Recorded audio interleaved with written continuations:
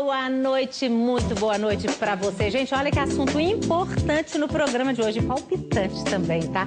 Quanto custa um país? Nosso caso, o Brasil, né? O povo foi para as ruas para pedir saúde de qualidade, educação de qualidade, entre outras coisas. Nós somos um dos países campeões na cobrança de impostos. Desconto na fonte para quem ganha salário, impostos em quase tudo que consumimos ou usamos. Se a gente paga tanto, a pergunta é, o governo arrecada bastante para investir em serviços públicos de boa qualidade? Vamos entender essa história no programa de hoje?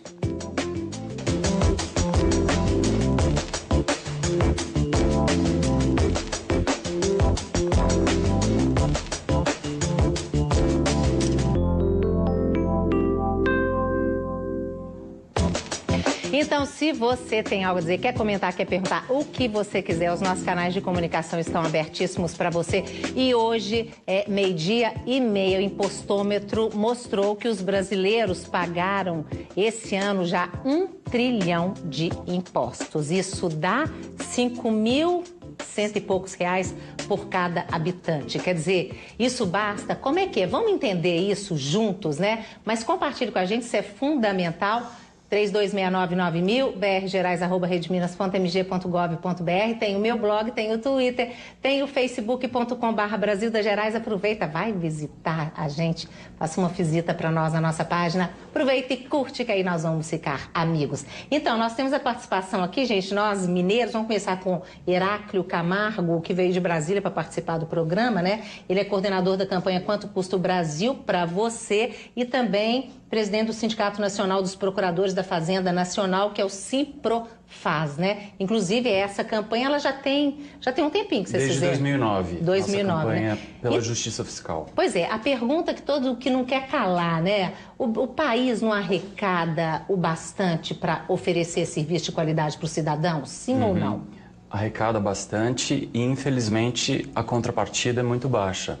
Por que isso acontece? Pela ineficiência das políticas públicas, pela ineficiência de gestão da administração pública.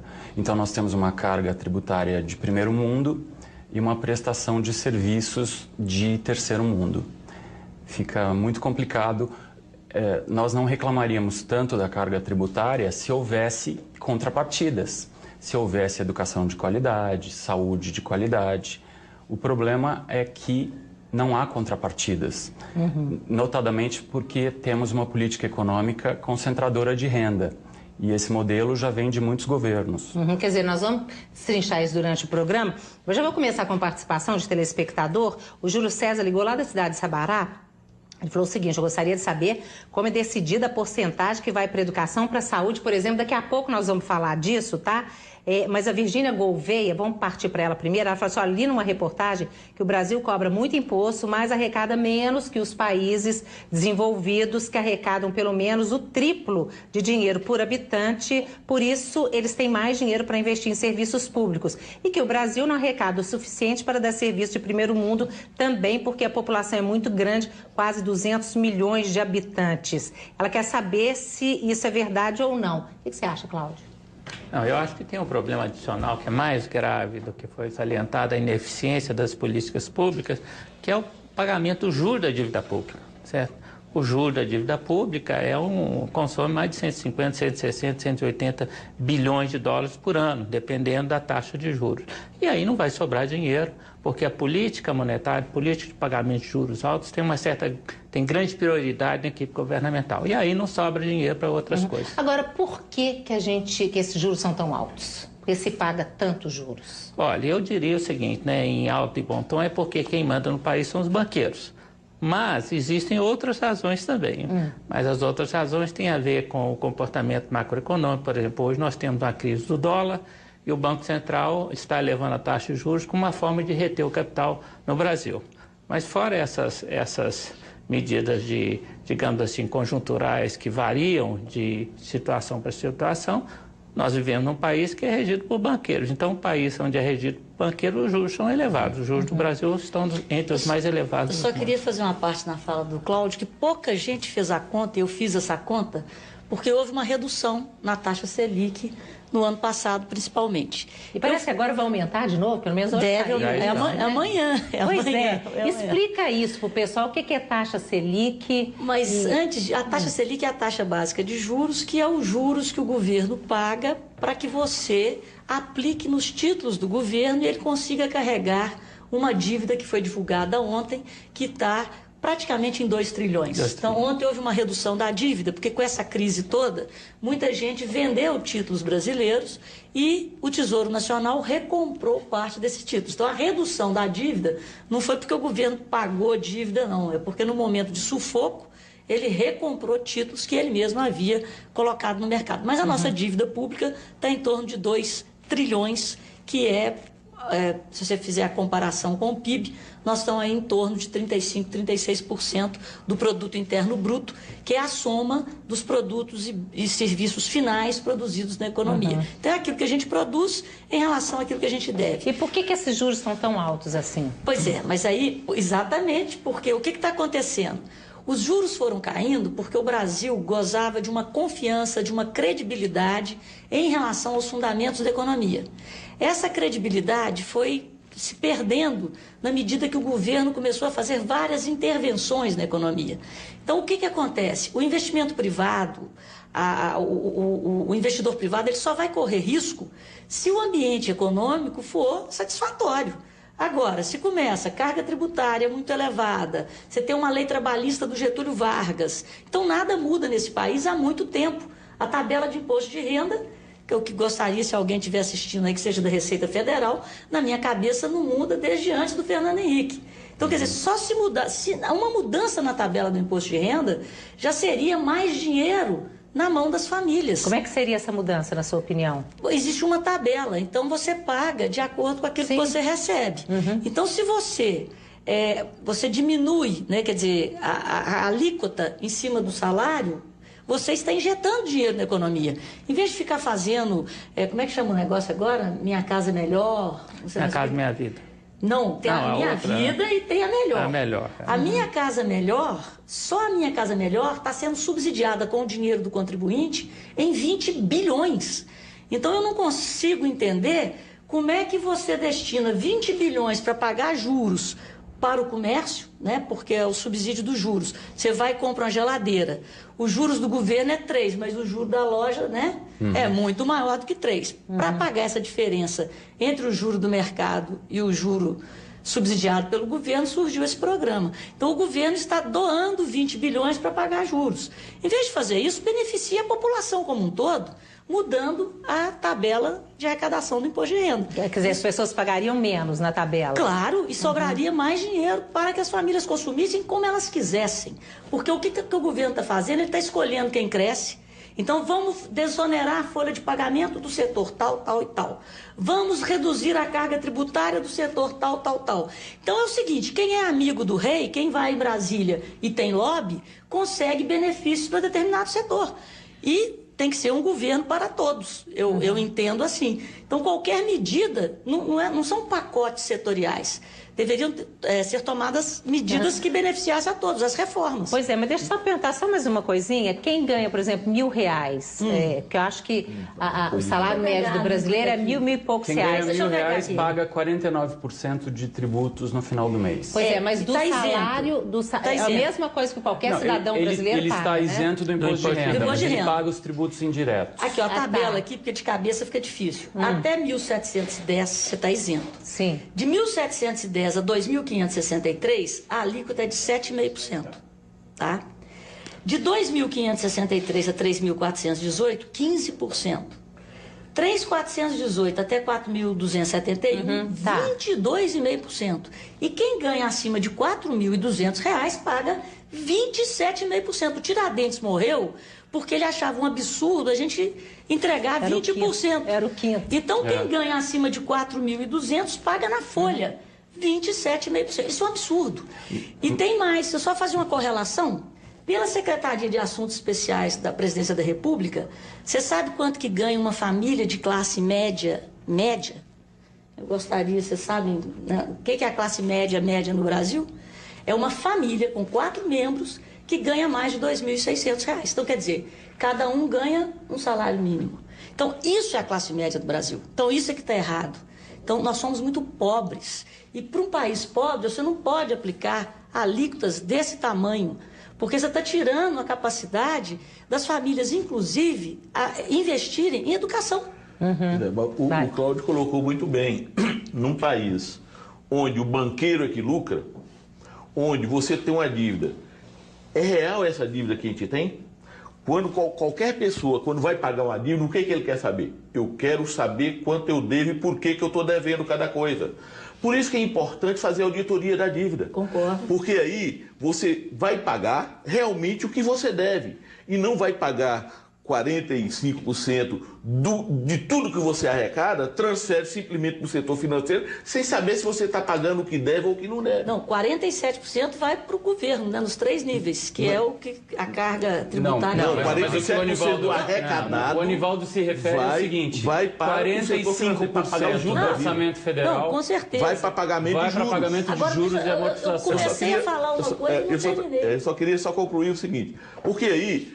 Quando você fala do imposto de renda, você tem as pessoas que não pagam imposto de renda, então você não beneficia todo mundo. Isso. Agora, quando você fala dos juros, é dinheiro que você realmente beneficia do orçamento. Todo mundo. Tira do orçamento que poderia ir para a educação, para a saúde, para a segurança, para o transporte, para a infraestrutura. Então, só terminando, quando houve essa redução na taxa Selic, eu fiz essa conta e ninguém do governo falou nesse dinheiro. Porque quando a taxa veio de 11,25 até chegar a próxima de 7, que ela chegou a 7,5, né? 7,25, houve uma economia na ponta do lápis. Uma economia de quase 200 bilhões. E cadê esse dinheiro? Que é o equivalente a meio PAC. E o governo fez o quê com essa economia? Que houve uma economia real. Porque a taxa caiu, o custo de carregamento da dívida diminuiu. E ninguém perguntou. Mas o problema é que o montante, o principal da dívida já é muito grande, 2 trilhões. Então, mesmo uma alíquota pequena, agora incide sobre 2 trilhões. Não, eu por isso concordo que eles não podem você. manter os 2 dígitos. Mas por isso que a Dilma saiu aí fazendo desonerações e ninguém falava nada. Então, deveria ter sido feito um planejamento de onde aplicar meio PAC. Que foi a economia de juros que nós fizemos. Pois é, mas se a gente fizer uma auditoria da dívida para saber quanto é... Se você vai numa loja e compra alguma coisa, aí vem te cobrar. Você vai negociar aquilo que você está devendo. Opa, está te cobrando muito mais do que você comprou. Peraí, está errado isso aqui. Não é dessa maneira, não é isso que eu estou devendo. Vamos ver o que eu estou devendo realmente, porque eu já pago isso há tantos anos. Há tantos anos que eu pago isso e amortizo, inclusive, e a dívida só cresce? O que está acontecendo? Alguma coisa estranha. É a lógica da concentração de renda. Do juro composto. Da concentração de renda. Como é que é isso? Que não é constitucional. Mas o problema é o seguinte, hoje toda dívida é, na verdade, juro, porque o inicial da dívida há muito tempo não foi pago, tá certo? Mas o que nós temos hoje, o principal, eu acho que a tarefa da auditoria da dívida diz respeito aos estados, porque os estados hoje pagam, por exemplo, Minas Gerais paga variação do IGP-DI, que é o Índice Geral de Preço, que é a correção monetária, mais 7,5%.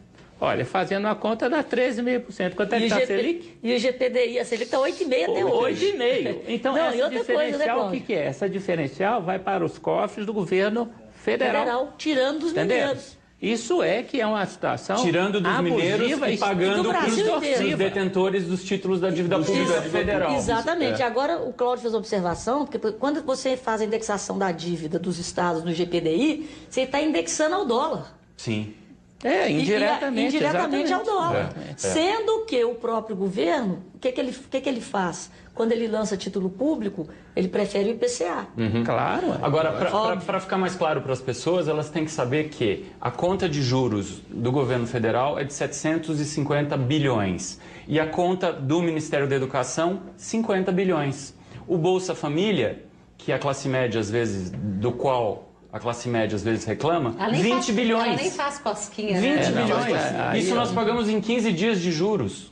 Então, as pessoas precisam saber... Mas aí não é só juros, não. Aí é o juros e o principal. E amortização. E amortizações. Então, a rolagem da dívida. Mas agora, a economia com juros foi de 200 bilhões. Na queda da Selic. E se você olhar o que a presidenta deu para São Paulo investir em mobilidade, etc. e tal, 8 bilhões. Então, você faz uma economia de 200 e para o maior estado do país, que é responsável pela maior parte de geração do PIB, ela faz um investimento de 8. Para o Minha Casa Melhor, 19,5 bilhões.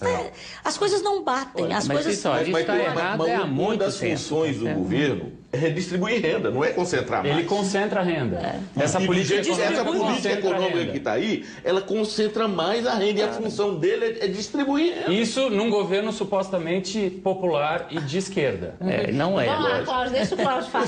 Vai lá. Mas... o que ocorre é o seguinte, esse problema não vem de agora, tá certo?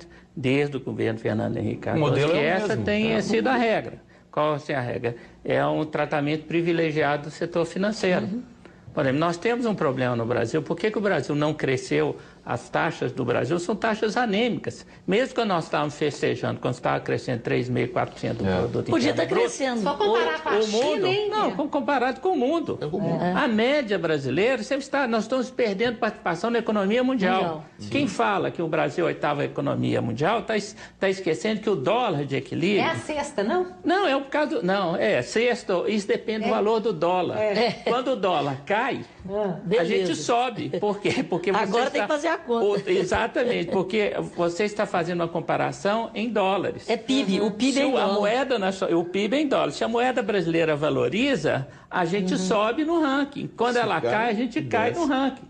O dólar de equilíbrio, que eu acredito, né? O dólar está, vamos arredondar, 2,40. Está abaixo de 2,37. Fechou 2,36. 2,37. Depois até o Gilmar Almeida quer saber de você o que significa esse aumento do dólar para o país. Mas antes disso, fala, você estava... Então é o seguinte, quando o dólar está a 2,37, nós estamos entre a 7ª e 8ª economia do mundo. Se o dólar for para o valor real que ele devia estar hoje, que é de 2,80, nós vamos lá para 12ª, 13ª.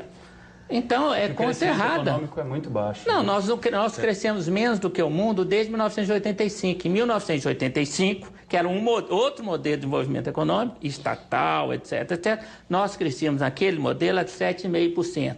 Hoje nós crescemos a média de 3,4%, 3,3%.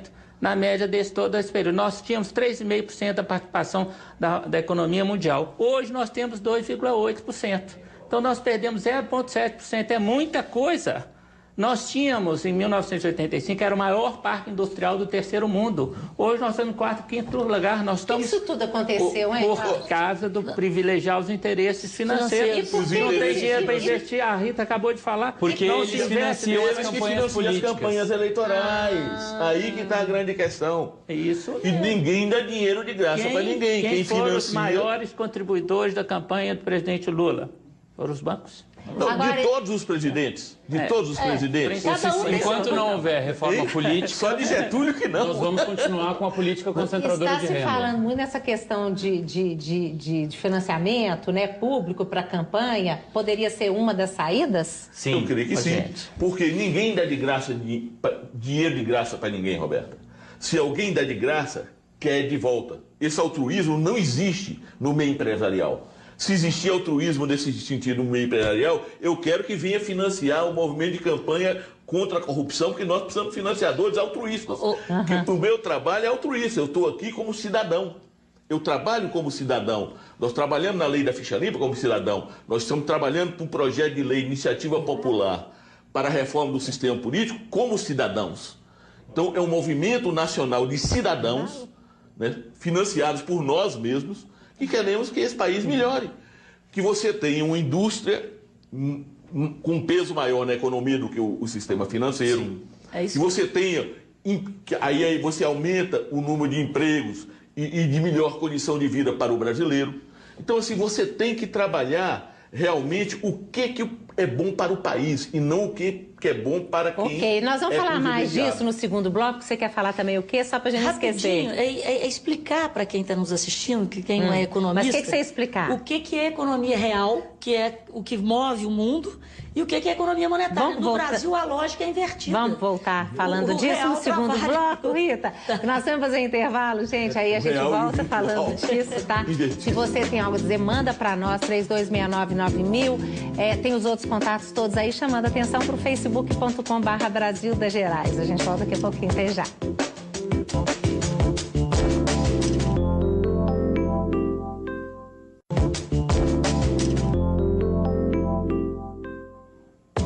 Então, gente, no programa de hoje, quanto custa um país? Quanto custa o Brasil? O Brasil é caro, né, gente?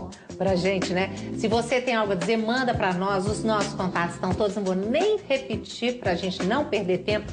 Vamos lá, nós terminamos o bloco, você dizendo que explicar pra gente o que é economia real, o que é economia financeira. Exatamente. Qual que é a lógica do mundo inteiro? Que o Brasil, eu estava até brincando com o Cláudio, Cláudio, vou rasgar meu diploma, porque hoje caiu a Bolsa, o juro e o dólar. Isso não existe. Tem dia que aqui no Brasil sobe o juro, a bolsa e o dólar. Então, resumindo, a gente levanta todo dia, vai trabalhar. Para quê?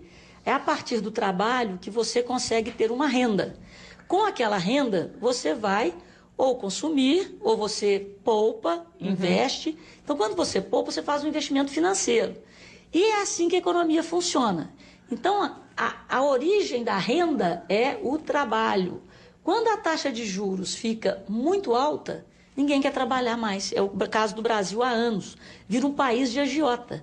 Então, todo mundo quer ser banqueiro. Você vai comprar... Eu fui comprar um pãozinho na padaria em Itabirito. Tinha pão à vista e pão a prazo.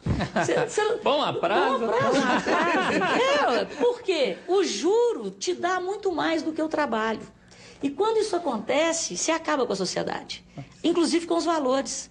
Aí a corrupção é muito maior, a coisa se deteriora. Porque todo mundo quer dinheiro, ninguém quer trabalhar. E o dinheiro é a consequência do trabalho e não o inverso. Olha, isso então é aqui tão todo mundo quer ser importante banqueiro. Que hoje as contas de luz, de telefone, etc., é interesse dos prestadores de serviço que você atrase, porque você vai pagar, além do valor da multa, que é 2%, você paga um juros que às vezes é 0,33% ao dia, que é 10% ao mês. Não, que só o cartão de crédito, né? Essa aí já é outra. Eu estou falando de CEMIG, eu estou falando dessas concessionárias de serviço público, que na verdade querem atuar como banco, e assim o fazem.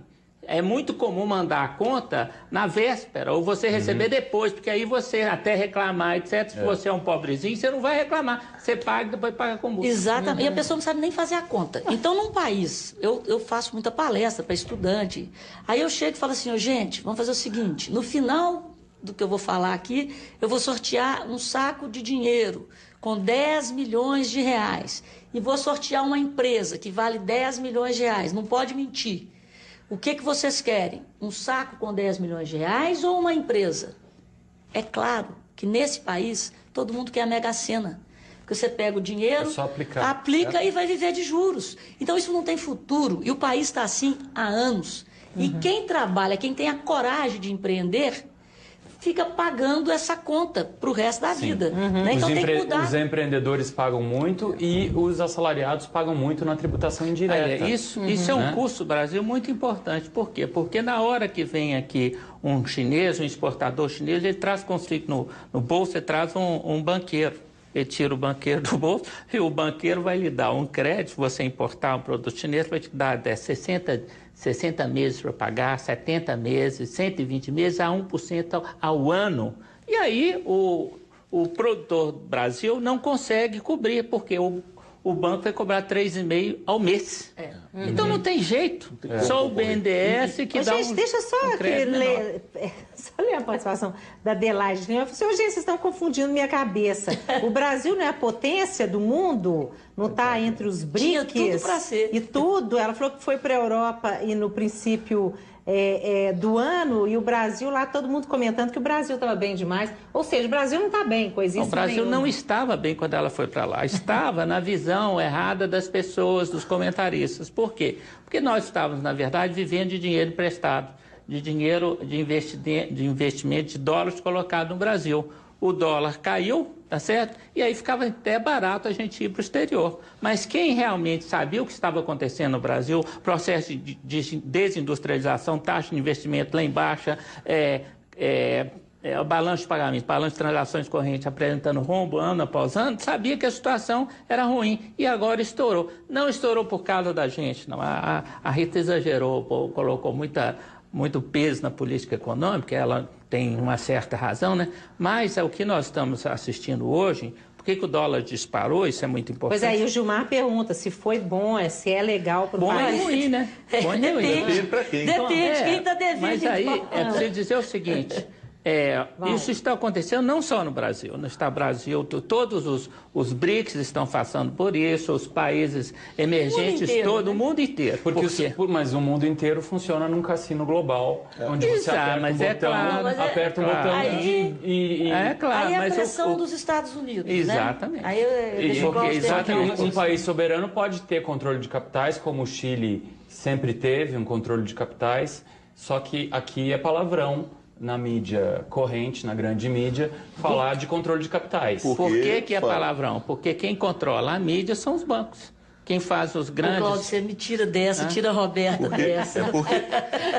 Tem banco me controlando, não. Controla, tem interesses e tem ideologia. Não só isso. A Rede Globo hoje tem uma dívida enorme com um grande banco no Brasil. Outra coisa, quem faz os grandes anúncios e quem, na verdade, a grande mídia, se você olhar, quem sempre acompanha, quem vai dar entrevista é o economista do Bradesco, do Itaú, mas vamos só resumir aqui, porque eu acho o seguinte, tem um lado aí, que é o lado bom, é que nós vamos ganhar competitividade que nós perdemos por erro. Isso do dólar, exatamente. Porque a gente achava que Buenos Aires era Guarapari, a gente achava que era mais barato. Que Miami era mais barato. E para a Europa era mais barato que para o Nordeste. Então estava tudo errado. Eu sempre está tudo errado. Nós estamos vivendo com tudo de fora, está tudo errado. E as nossas indústrias de transformação, o que elas fizeram? Foram produzir lá fora. Então, nós perdemos um parque industrial imenso. Agora, resumindo o que ela está falando aí, o Lula era um grande vendedor. Acontece que saiu o Lula, que era o cara, ele chegava lá, ele falava que o SUS era maravilhoso, e o povo acreditava. Então, o cara tinha um dom de vender uma coisa meio podre. E tinha muita sorte, né, Rita? E a fase era boa. Aí sai um vendedor de primeira e entra a Dilma carrancuda. Não tem ninguém vendendo no Brasil. Ninguém nos vende. O patriota, coitado, foi embora. Então você pega, olha como é que nós estamos. Nós não temos equipe. O Manteiga é motivo de piada em vários... na mídia internacional especializada em economia, o pessoal ri dele. Agora, ninguém muda nada. E não mudam a política econômica, que é endividamento das famílias, favorecendo a quem? Os banqueiros. Então, vamos crescer com as famílias tomando empréstimo. É crédito consignado, crédito direto ao consumidor. E esse modelo acabou. Saiu ontem a sondagem econômica da Fundação Getúlio Vargas. Vou perguntar para vocês. Segundo a Fundação, eles pesquisaram 14 setores da indústria. 4 estão com estoques excessivos. Quais são esses setores? Automóveis, linha branca, construção civil, vestuário e calçados. A classe média quebrou. Ela não tem mais como comprar isso. Então, eles estão com um pepino na mão e não estão sabendo virar a chave. Virar a chave é investir em infraestrutura, entendeu? É cortar na carne, é pegar 39 ministérios e transformar em 15. Mas eles não fazem isso, porque é ano eleitoral. É mudar o sistema político para você diminuir a corrupção por financiamento de campanha. Porque as coisas são todas interligadas. Quando eu estava colocando que ninguém dá dinheiro de graça para ninguém... Cada real que alguém investe, recebe de volta 11 ou 12 reais. Essa é a média? Essa é a média. Poxa, é taxa de retorno que investimento nenhum tem. Tem tanto tempo que a Bolsa no Brasil... Investimento nenhum dá. Não dá mesmo, não. Não dá. Nem comer. Então, qual é o interesse de mudar esse status quo? Qual é o interesse de mudar esse status quo? Quem está lá no poder e que detém esse poder vai querer mudar? Pois é, mas a questão... Só há mudança com a reforma do sistema político vindo de baixo para cima. Então vamos para a rua. Pela população. E para a rua. Pois é, mas aí... Na terça-feira agora, nós vamos fazer um ato público na Praça 7, em Belo Horizonte, para a coleta de assinaturas para um projeto de lei de iniciativa popular pela reforma do sistema político brasileiro. Perfeito. Beleza, estou lá. E esse movimento é a nível nacional. Que bom. Então, nós estamos indo para as ruas para poder fazer coleta e discutir com a população e explicar para a população o que acontece. Só vamos conseguir mudar o modelo econômico quando mudarmos o modelo político. Porque é ele que condiciona as coisas. Pois é, gente, mas aqui até... eu perdi. O Júlio de Sabará que queria saber. A decisão é política. Por que é... Não é econômica. Como é que é decidida essa questão da porcentagem? O povo foi para a rua quando eu abri o programa falando isso. A principal coisa era educação e saúde e outras coisas básicas, né? Estrada, tanta coisa que a gente precisa, né? Mas ele queria saber como é que é decidido isso, né? Como é que o governo decide? 20%, 5% vai para a educação, mais 5% vai para a saúde. Como é que é feito isso? É através do projeto de lei orçamentária que é enviado para o Congresso Nacional, no âmbito federal, e para as assembleias legislativas nos âmbitos estaduais. Então, é uma questão de prioridade. O que acontece é que existe uma fórmula de contingenciamento do orçamento. Então, mesmo um orçamento que talvez fosse razoável, não é cumprido. Por quê? Porque precisa se contingenciar para pagar o serviço de juros. Pagar os juros, né? Pagar os juros e as amortizações. Mas tem uma coisa mais séria, né? Imposto e contribuição. Porque o imposto, ele é carimbado. O que é arrecadado através de imposto já tem que repartir certo. com os estados e municípios. O que é contribuição, o governo federal faz o que bem entender. E hoje você paga muito mais em contribuição, é por isso que tudo é contribuição. Não, e tem contribuição também a nível estadual, não é só federal, não. Mas isso é que aqui tem contribuição, várias contribuições. Porque aí você não também consegue percorrer o caminho do dinheiro. Porque se você tivesse só impostos e se a coisa fosse direcionada, era só questão de computador. Mas é preciso dizer o seguinte, que ao nível dos estados, a coisa é bem diferente, porque tem determinações constitucionais, tá certo? Tem o Fundeb, que é para a saúde, tem o fundo, para a educação, tem o fundo da saúde, tem o orçamento estadual, ele tem que destinar determinadas porcentagens para educação, para saúde, etc. Então, o problema... Senão o Estado não recebe o dinheiro. Exatamente. Então, não há, digamos assim... A nível dos estados, há disponibilidade monetária, tá certo? Não há os recursos necessários para bancar o serviço de saúde, porque nós vivemos num país em que metade da população é de miseráveis, né? Nós temos uma distribuição de renda muito ruim, então os problemas sociais, os problemas de saúde pública, etc., são muito graves. E por isso esse aparato tem que ser muito de saúde, tem que ser muito dispendioso. Mas o que acontece é que, ao nível federal, os recursos são muito reduzidos. Agora, sem um modelo, o que falta no país, a meu ver, não é só recursos, não. O que falta é modelo de movimento. E transparência. Qual é o modelo de movimento que nós queremos para isso? Modelo de gestão? Política econômica. O modelo de desenvolvimento para onde é que nós vamos? O modelo de desenvolvimento econômica no país está saturado. Nós temos que mudar o modelo. O modelo que está aí é esse. As famílias tomam dinheiro emprestado, quer dizer, não tem aumento da renda, tem aumento do endividamento. Então, o país é pobre. Então, as pessoas foram levadas a se endividarem e esse endividamento está provocando a falência do próprio modelo. Porque chega num nível de dívida que você não consegue mais tomar crédito. E chegou nesse nível. Então, foi feita uma pesquisa pela CNC, que saiu ontem, 61% das famílias brasileiras têm dívida. E desses 61%, nós já temos uma inadimplência, assim, não tem condição de pagar. Como é que beirando a 10%. Como é fácil para ser diferente? Nós temos que investir em educação. Porque aí você melhora a qualidade do indivíduo e ele melhora a renda dele. Mas para investir em educação, mão de obra para poder produzir. Para investir em educação, nós precisamos baixar o nível da taxa básica de juros e nós precisamos alongar o perfil da dívida. Renegociar essa dívida. Gente, pelo que vocês estão para ir já fechando esse segundo bloco, pelo que vocês estão falando, o grande problema do Brasil não ter recursos para serviços públicos de saúde e educação é a questão do pagamento dos juros. Sim. É isso. Melhoraria muito. Tem outra coisa também, tem que investir também na infraestrutura, para diminuir o custo do Brasil, da produção. Porque hoje você tem uma ineficiência da cadeia produtiva para chegar até no comércio e tal, um desperdício muito grande.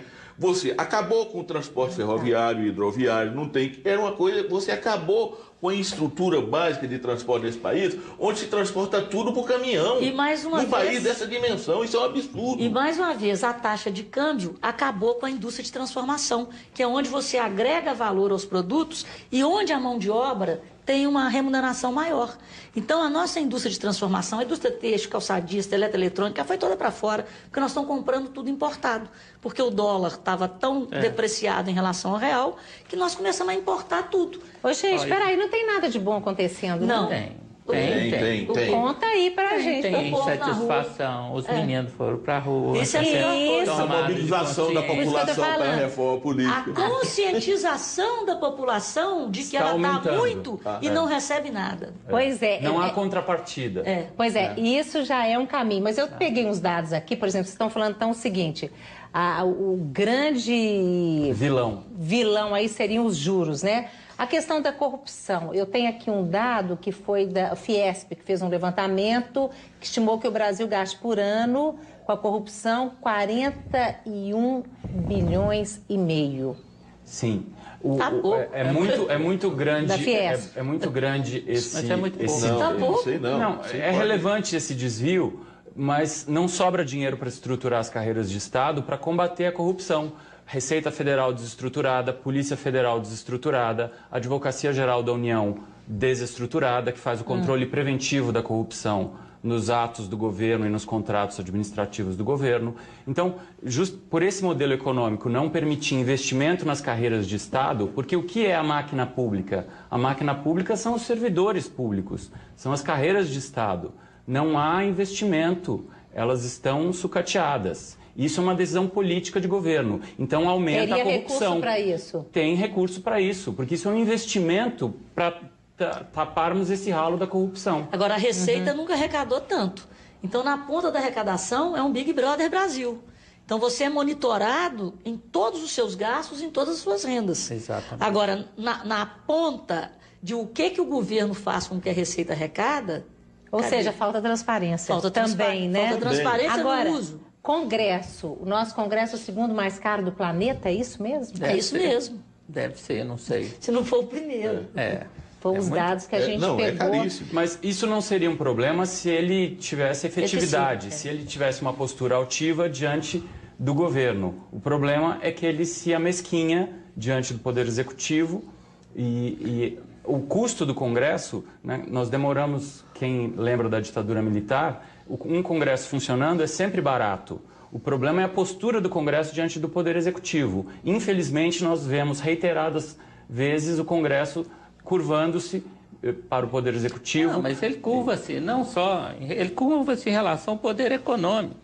Olha as medidas. Aí nós é o poder voltamos para a reforma política. É, Por quê? Os partidos viraram grandes empresas. São as maiores empresas do Brasil. Eles negociam entre eles as benesses, entre eles, inclusive a maior delas, que é o poder. Então é o poder pelo poder. Quanto custa isso, a população paga. É isso que tem que acabar.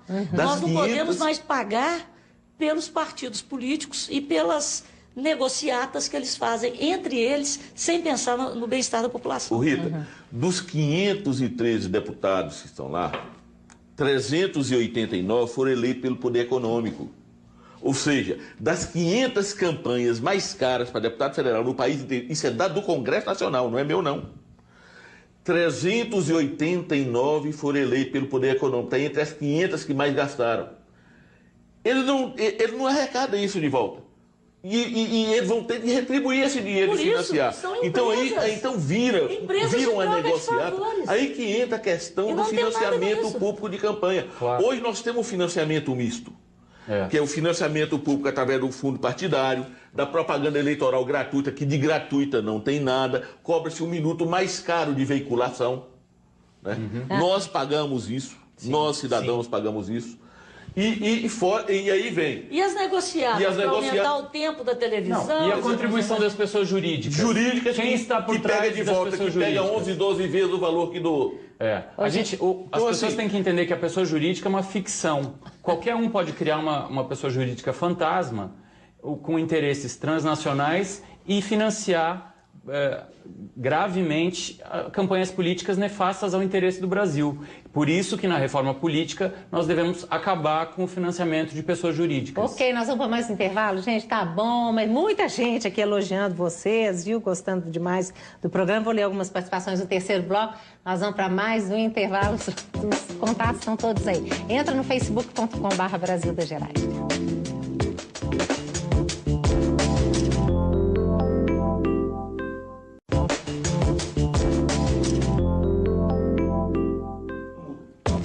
Então, gente, no programa de hoje, quanto custa um país? Você tem algo a dizer? Não vai dar tempo de eu ler, não, mas é bom que serve para fazer outras pautas, tá?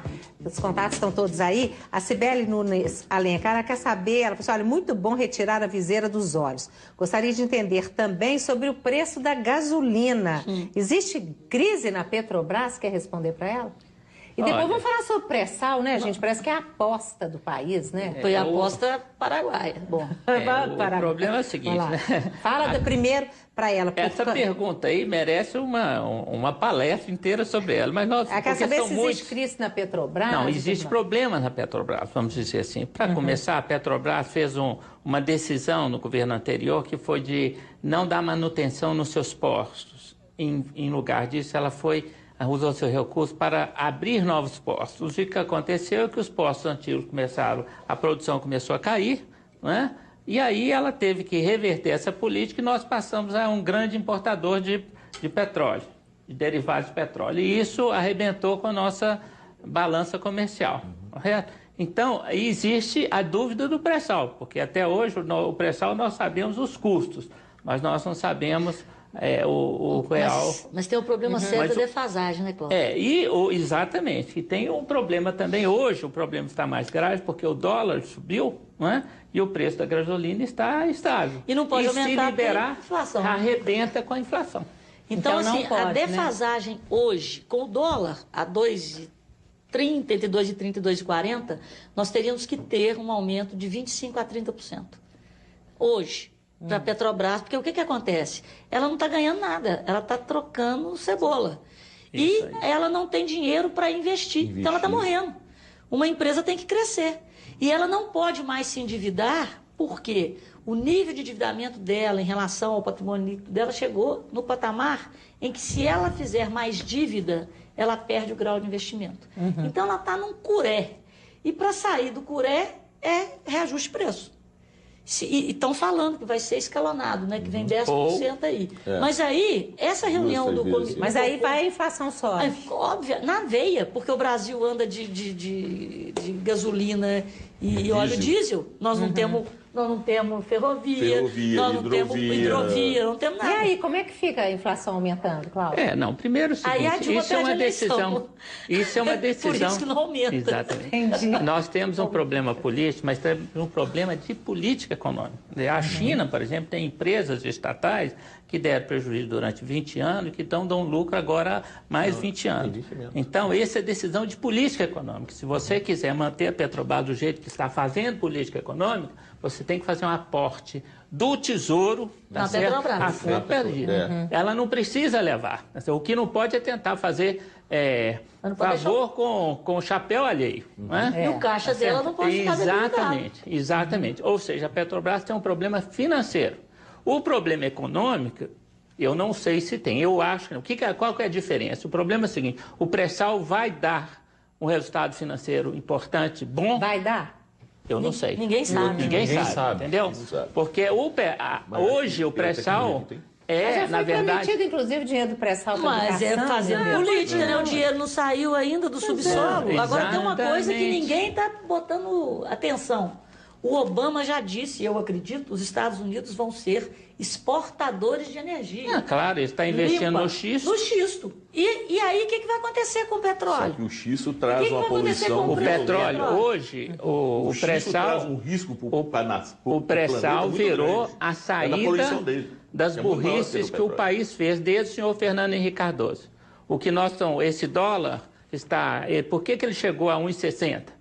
Por decisão do governo. por ter deixado o dólar flutuante numa condição em que, primeiro a partir de 2003, com os déficits em conta corrente dos Estados Unidos inundando o mundo de dólares, e depois com a crise de 2008, quando o Federal Reserve, o Banco Central dos Estados Unidos, jogou a taxa de juros lá embaixo, todo mundo saiu para especular e trouxe dinheiro para cá.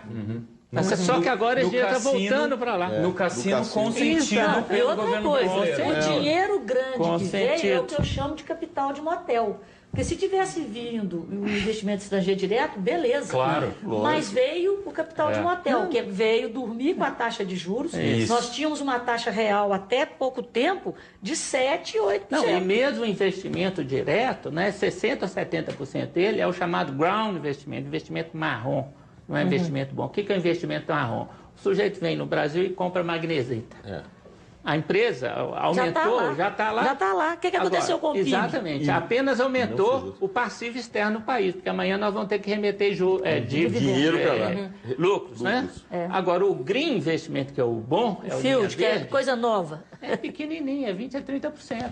Sim. Agora, gente, eu gostei da Cibele, quando ela falou, é bom tirar a viseira dos olhos. O que vocês querem deixar de recado para os telespectadores? Inclusive o Caio César, ele entrou aqui no nosso Facebook e falou, olha, o programa de hoje está muito pessimista, está parecendo programa eleitoral. Tá voando. Ao contrário, nós queremos deixar uma mensagem de esperança, mas que as pessoas se mobilizem. Não, ele falou que está parecendo programa eleitoral do PSDB, está voando pena de tucano para tudo quanto é lado. Não, o modelo econômico é do PSDB. Esse modelo econômico que nós passamos o programa inteiro criticando é do PSDB. E o PT apenas deu continuidade ao modelo econômico do PSDB. Então as pessoas precisam entender que precisamos buscar uma nova alternativa de modelo. Não estou falando de pessoas, não estou fulanizando a discussão, mas o modelo econômico precisa ser revisto. E esse modelo já está se mostrando. É um modelo que já vem.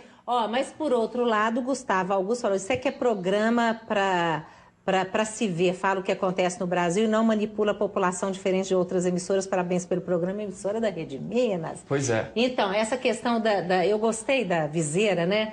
O que você acha que o povo precisa? O que a gente chegou aqui à conclusão que a questão séria são os juros e que para as coisas mudarem, para ter reforma política, reforma tributária, como os meninos foram para a rua, todo mundo foi para a rua, é por aí, né, Cláudio? Nós precisamos nos mobilizar, nós precisamos de um novo país. O país que nós herdamos do modelo Fernando Henrique Cardoso é isso, tá certo? E ele vai piorar, porque nós tivemos, o Lula ganhou na loteria, porque nós tivemos um período ótimo da economia mundial entre 2004 e 2008. Perfeito. Só que isso já era... Mas aí eu queria só abrir um parênteses. E aí, só um minuto. E o que nós precisamos, tá certo? Nós precisamos ir lá na China e ver como é que eles fazem. Ali é política de crescimento econômico. É o país acima, tá certo? Mas a população também está tendo retorno na China? Hoje você tem menos 300 milhões de pessoas na linha de pobreza que você tinha 15 anos atrás. Mas aqui no Brasil a gente tem muito menos gente também na linha de pobreza. Sim, mas a diferença é que lá é irreversível. E aqui hoje nós estamos discutindo o quê? Nós estamos discutindo a possibilidade do dólar subir, a inflação voltar, um monte de problemas, tá certo? A China, a melhoria que nós tivemos no Brasil não chega a 10% do que aconteceu na China. Hoje a China tem uma classe média que é esmagadora. A China hoje tem, a indústria chinesa dá mais ou menos 9 vezes a indústria brasileira. Então, a China tem 8% do produto interno. A desigualdade lá diminuiu muito mais do que aqui. Mais, né? Não tanta desigualdade, porque na verdade a desigualdade aumentou na China, mas a pobreza que diminuiu muito. Isso é que é importante. Fala aí. Terminando. Eu acho que a gente tem de pensar no modelo. E no modelo, como o Cláudio colocou muito bem, esse modelo político e de desenvolvimento que não pode continuar. Não pode de forma nenhuma. E nós temos que debater e discutir, a sociedade tem de ir para a rua e discutir qual o país que nós queremos construir para nossos filhos e nossos netos. Parece um discurso antigo, mas é um discurso real. Você não constrói um país de um dia para o outro. Mas isso o pessoal já está fazendo, né? Nós temos que continuar discutindo e debater com maior clareza e transparência. Porque esse debate, como nós colocamos aqui, que privilegia o capital em detrimento da produção e da distribuição de renda, esse modelo ele não tem sentido, ele não pode continuar. Nós temos que discutir qual é o país que nós queremos construir. E para construir, nós temos que ter uma mudança da relação política, de acesso ao poder. E o acesso que a decisão é política, não é econômica. E o acesso ao poder que vai mudar esse país. Por isso da importância da reforma do sistema político. Então nós pensamos na reforma política como mudança e igualdade de acesso ao poder, que aí todas as camadas, todo mundo tem que contribuir. Todas as camadas podem dar sua contribuição e serem reconhecidas na construção de um novo país. Vai lá, Rita. Eu acho que, você vai me perdoar, Cláudio, mas reduzir isso a PSDB e PT, eu acho que é muito pouco. Não, mas não falei do PSDB, não. Falei do Fernando. Começou no Fernando Henrique, né? Eu não concordo, porque eu acho que tudo isso começou no Sarney. Quer dizer, o Sarney quebrou o Brasil, depois veio o maluco do Collor, depois veio o Itamar tapando o buraco, veio o modelo de privatização neoliberal. Então, mas a armadilha da dívida interna foi criada só um minuto. Pelo FHC até hoje. Itamar deixou esse país com superávit nas contas externas, dívida e controle. De dívida interna. Tudo bem, mas tudo bem. Aí o que aconteceu? Aconteceu que houve um modelo de privatização e nós tivemos a chance e a sociedade pagou com a privatização das nossas estatais para que nós tivéssemos uma moeda estável. Eu acho que não foi mencionado isso aqui. Isso a maior conquista da sociedade brasileira foi o real. Privatização foi um erro. Nós hoje, a telefonia, quem paga a conta de telefone sabe que a privatização... Deixa eu terminar. Gente, nós estamos terminando. Deixa eu terminar. A maior conquista que foi paga pela sociedade foi a estabilidade da moeda, que foi paga com juros altíssimos e nós perdemos o nosso patrimônio. Eu sou contrário ao modelo. 45% ao ano. Exatamente, mas conseguimos, é isso que eu estou falando, isso já passou. E nós temos... Mas isso que causou os 2 trilhões de dívida que nós temos hoje. Eu não estou falando isso, mas imagina se apesar disso tudo que nós já pagamos, a gente ainda incorra no erro de perder a moeda. Porque nós vamos perder a estabilidade da moeda se os políticos não tiverem a consciência de que nós precisamos de credibilidade, de confiança, e não de um país maquiado.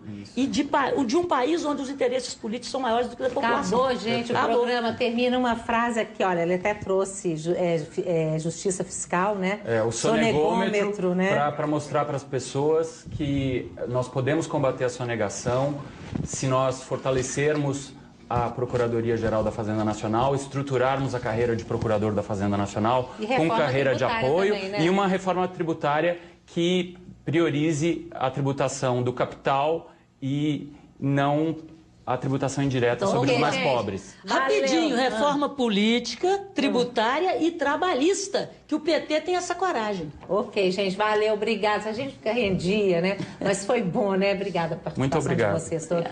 Gente, obrigada a vocês. Programa de amanhã, escolas especiais como as APAES. Fazem sentido hoje? Você acha que elas são úteis, né? Eu estou perguntando isso porque o MEC quer suspender o repasse de recursos para esse tipo de escola. A alegação que as crianças que têm algum tipo de deficiência mental devem ir para a escola regular, estudar junto com outras crianças. A lei garante a inclusão escolar como a melhor forma de socialização, né? Agora, as escolas estão preparadas para receber? É polêmico isso. Vamos falar nessa quarta-feira, tá? 7h30 da noite aqui na Rede Minas. Obrigada por tudo. Até amanhã. Tchau, tchau.